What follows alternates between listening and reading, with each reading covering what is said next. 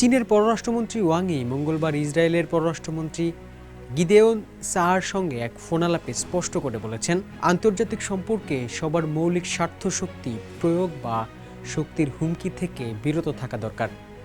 ইসরায়েলকেও এটা মানতে হবে। ওয়াং ই প্রথমে ইসরায়েলের পররাষ্ট্রমন্ত্রীর কথা শোনেন, এরপরে তাকে বলা শুরু করেন। তিনি বলেন, চীন দীর্ঘদিন ধরে ইরানের পারমাণবিক ইস্যুর রাজনৈতিক সমাধান চেয়েছে এবং সাম্প্রতিক ইরান যুক্তরাষ্ট্র আলোচনায় অগ্রগতি হচ্ছিল, কিন্তু সামরিক হামলায় সেই প্রক্রিয়া ব্যাহত হয়েছে।